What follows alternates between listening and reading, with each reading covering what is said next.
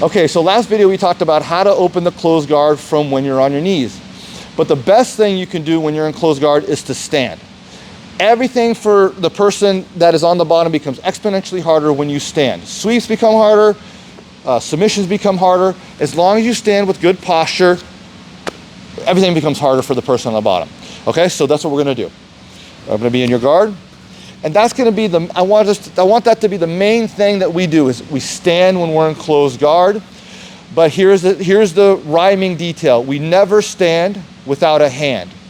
Okay, now there are some videos where you can grab, collar, you can stand and you pinch the knees like this, and it can be hard for him to do anything. But I don't like that because he still has his hands. He can grab my ankles, all this kind of stuff. So for our purposes, never stand without a hand. So now you'll never forget, okay?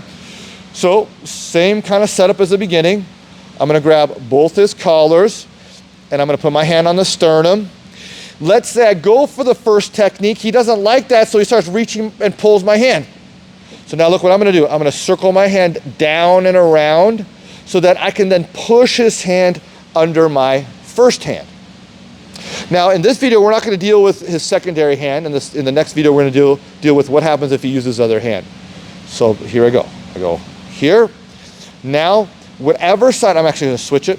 Whatever side I have his hand, which is my left, his right, that's the leg I'm gonna stand with first. So here's what I mean.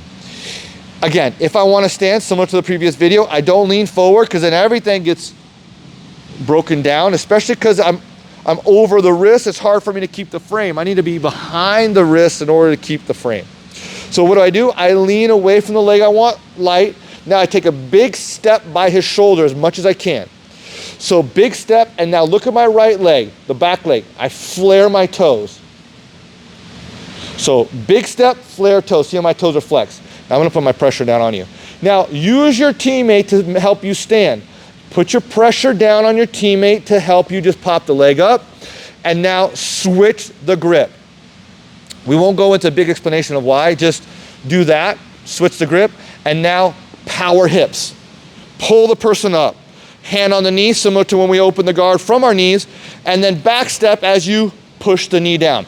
Now, why do I back step? Because when I back step, it makes my hips wider. It's harder for him to hold on. So now if I have that resistance of pushing and back stepping, it's very hard to hold on.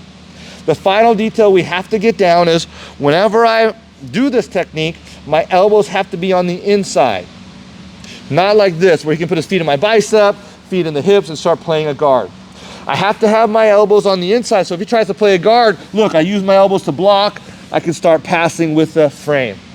One more time. Never stand without a hand.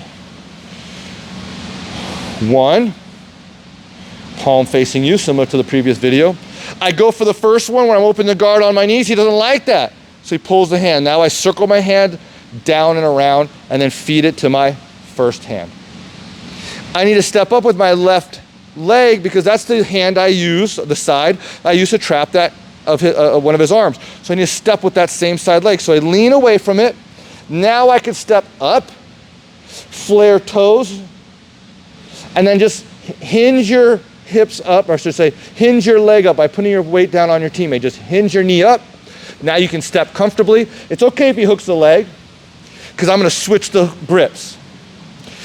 Push down as you back up. Sometimes people struggle here.